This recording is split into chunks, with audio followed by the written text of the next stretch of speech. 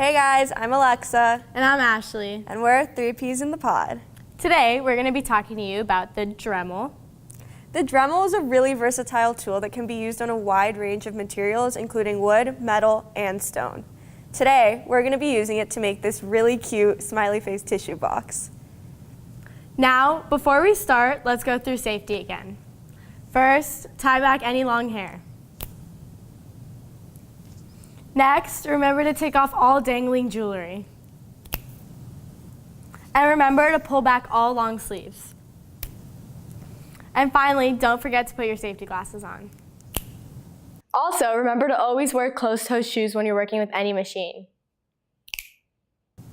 And as another safety measure, always make sure the Dremel is unplugged when it's not in use. Okay, so now we're ready to start.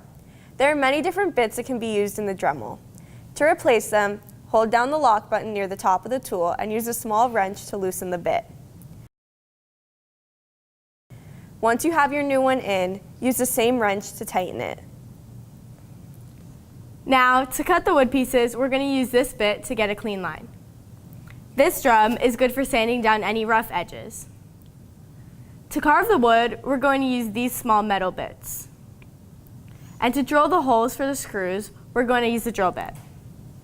This small dial here on the bottom controls the speed, which you'll need to change depending on what material you're using.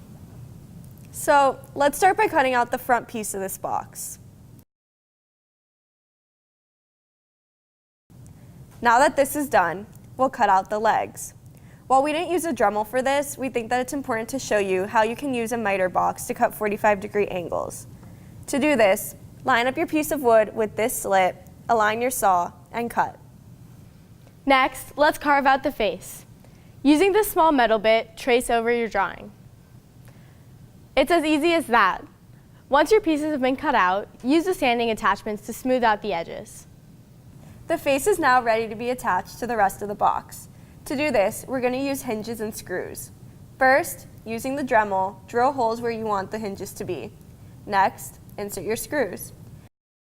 These screws are a little too long and therefore hitting each other inside of the box. However, thanks to our amazing Dremel, we can cut them down no problem. Using this attachment, we're going to make these screws a little bit shorter.